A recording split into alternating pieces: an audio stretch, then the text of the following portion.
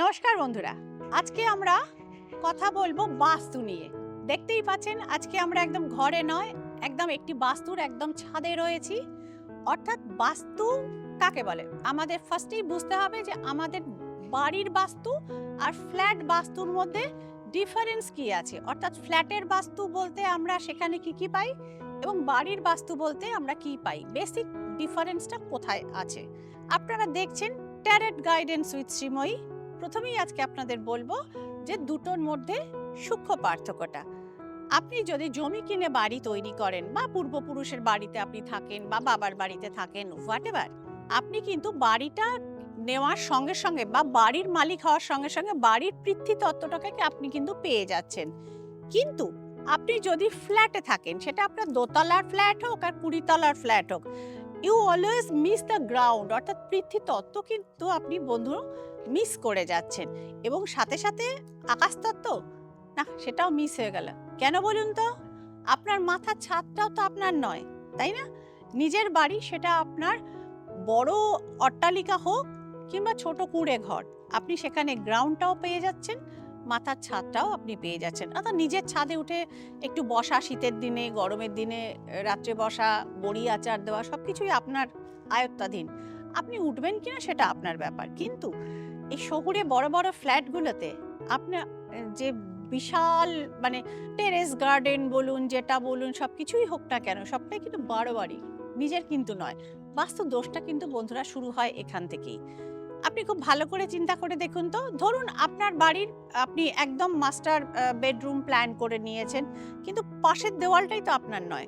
পুরো দেয়ালের যে ব্যাপারটা রয়েছে, ক্যালকুলেশনটা রয়েছে, সেটা কিন্তু আপনাকে আরেকজনের সাথে শেয়ার করে নিতে হচ্ছে।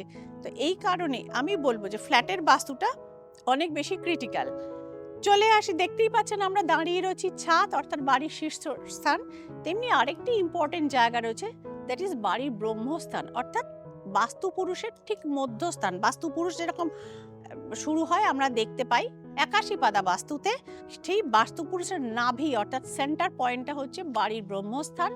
সেইখানে আপনি যদি আপনার কোনো ভারী জিনিস, জলের মেশিন, সোফা সেট, ফার্নিচারের পায়া অর্থাৎ ভারী পালঙ্ক বা একদম রট আয়রনের খাট, তো তার পায়াগুলো পড়ে যায়, বা ধরুন ভারী সেন্টার টেবিল, সেক্ষেত্রে কিন্তু বাস্তুপুরুষ অসম্ভব অসন্তুষ্ট হন এবং বাড়ির যারা বসবাসকারী মানুষ রয়েছেন তাদের ওপর কিন্তু বাস্তুপুরুষের শাপ অনেক সময় লেগে আসে।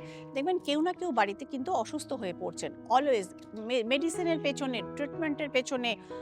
ডাক্তার কন্টিনিউয়াস টেস্ট করে দিতে যান, জলের মতো টাকা খরচা হয়ে যাচ্ছে।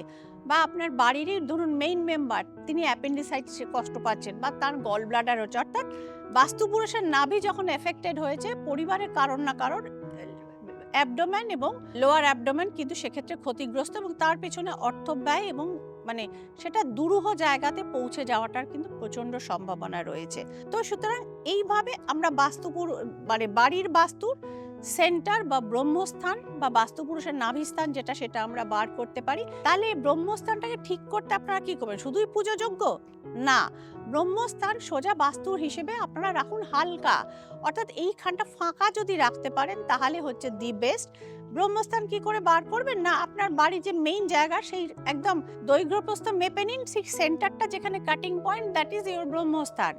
তো এটা একটা ছোট্ট ঘরের হিসেবে আমি বললাম, পুরো জমিটা যদি এইভাবে আপনারা বার করে নিতে পারেন, দ্য বেস্ট ওয়ে। এবং ব্রহ্মস্থান আপনারা বার করে নিন, এবং ব্রহ্মস্থানে সেক্ষেত্রে কোনো হালকা জিনিস রাখতে পারেন, কোনো সুগন্ধি ফুল জাতীয় জিনিস আপনারা রাখতে পারেন। সেখানে আপনারা হালকা করে ধূপ বা স্প্রে কিছু আপনারা দিতে পারেন। দেখবেন বাস্তুপুরুষ কিন্তু খুশি হবেন এবং আপনার বাস্তুর ওপর তার ব্লেসিং বা আশীর্বাদ কিন্তু নেমে আসবে। বাস্তুপুরুষের ব্লেসিং হলে কি হয়? ফ্যামিলি কিন্তু আপনার শান্তি, সমৃদ্ধি, অর্থনৈতিক সমৃদ্ধিতে পরিপূর্ণ হয়ে ওঠে। তো বন্ধুরা, কেমন লাগছে ট্যারট গাইডেন্স উইথ শ্রীময়ী, সেটা অবশ্যই জানাবেন। কোন দেশ থেকে বা কোন স্থান থেকে আপনারা দেখছেন আমার প্রোগ্রাম, সেটাও জানাবেন।